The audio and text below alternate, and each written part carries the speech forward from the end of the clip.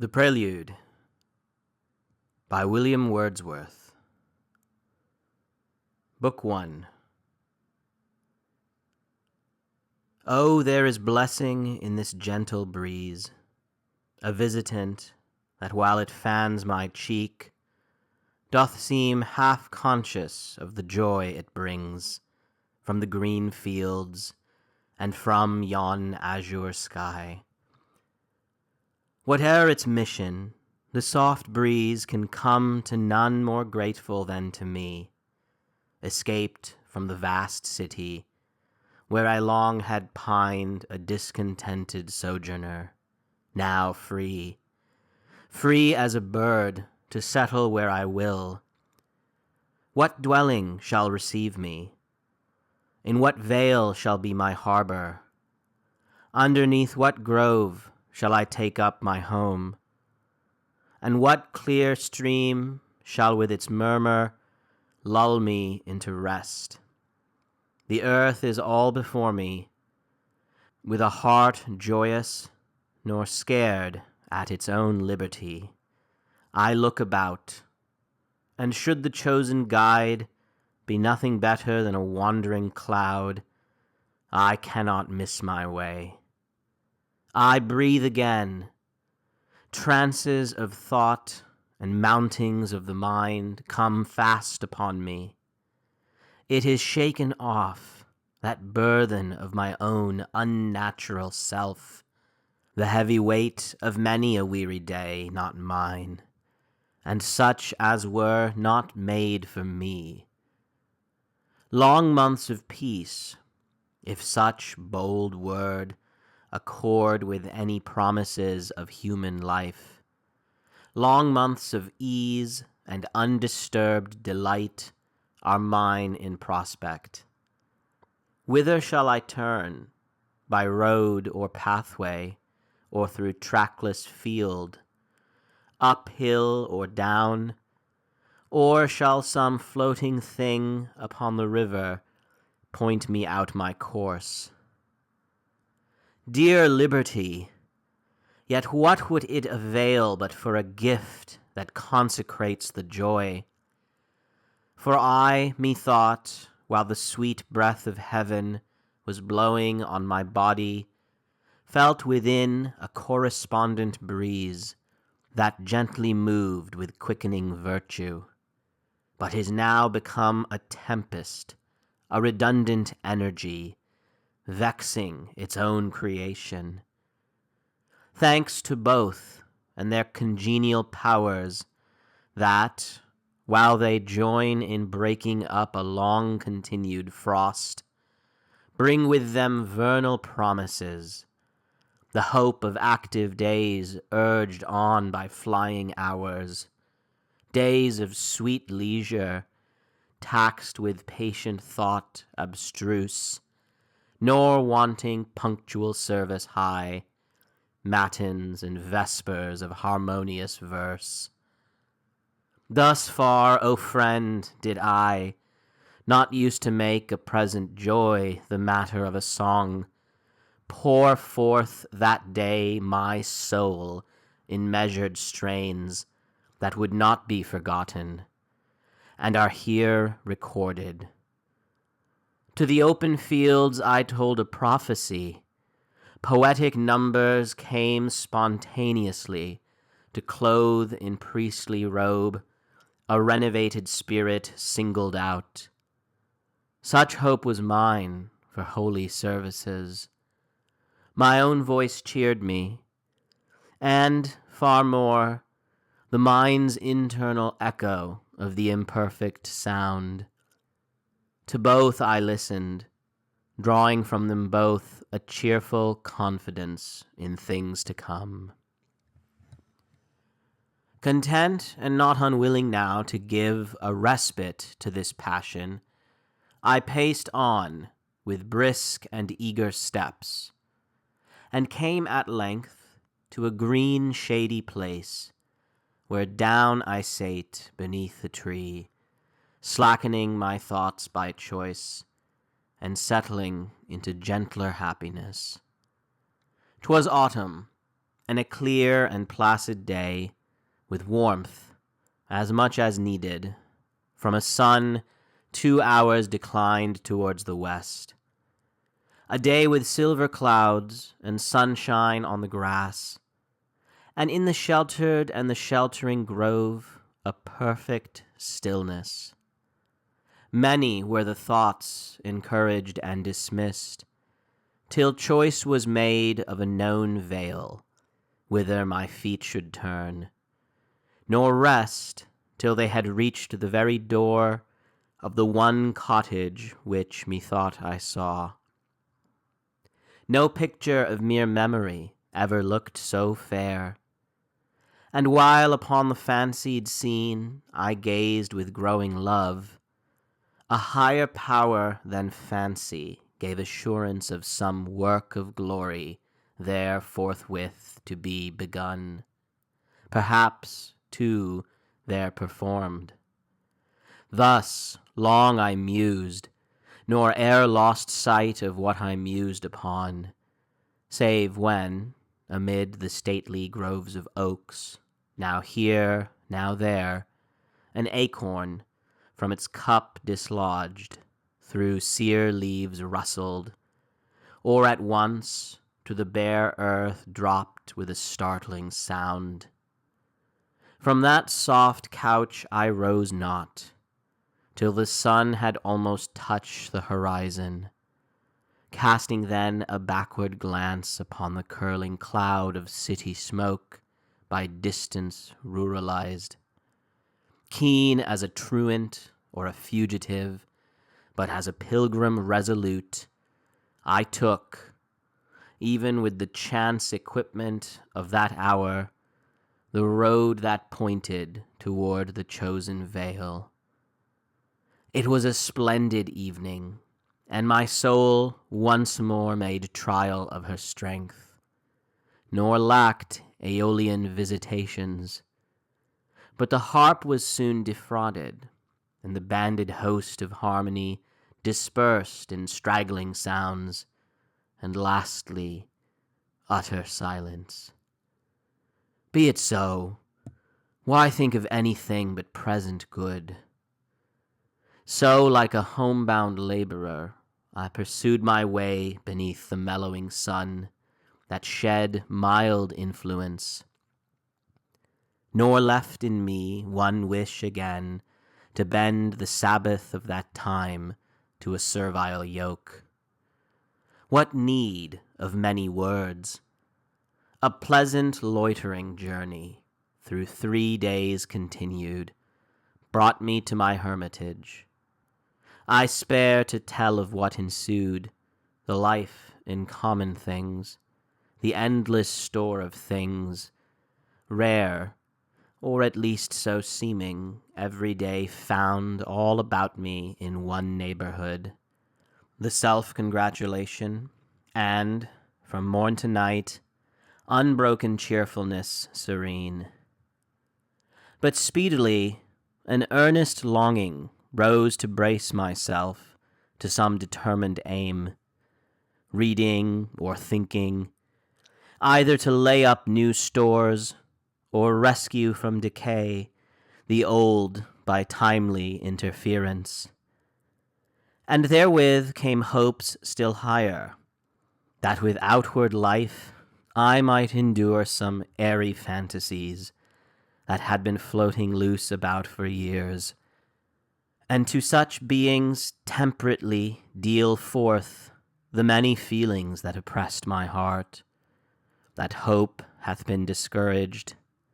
Welcome light dawns from the east, but dawns to disappear and mock me with a sky that ripens not into a steady morning. If my mind, remembering the bold promise of the past, would gladly grapple with some noble theme, vain is her wish. Where'er she turns, she finds impediments from day to day renewed. And now it would content me to yield up those lofty hopes awhile for present gifts of humbler industry. But oh, dear friend, the poet, the gentle creature as he is, hath, like the lover, his unruly times, his fits when he is neither sick nor well, though no distress be near him but his own unmanageable thoughts.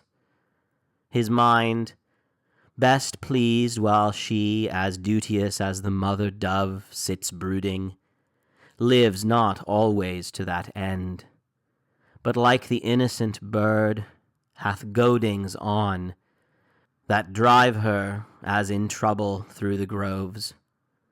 With me is now such passion, to be blamed no otherwise than as it lasts too long. When, as becomes a man who would prepare for such arduous work, I through myself make rigorous inquisition, the report is often cheering. For I neither seem to lack that first great gift, the vital soul, nor general truths, which are themselves a sort of elements and agents, underpowers, subordinate helpers of the living mind. Nor am I naked of external things, forms, images, nor numerous other aids of less regard, though one perhaps with toil, and needful to build up a poet's praise. Time, place, and manners do I seek, and these are found in plenteous store, but nowhere such as may be singled out with steady choice. No little band of yet remembered names, whom I, in perfect confidence, might hope to summon back from lonesome banishment, and make them dwellers in the hearts of men now living, or to live in future years.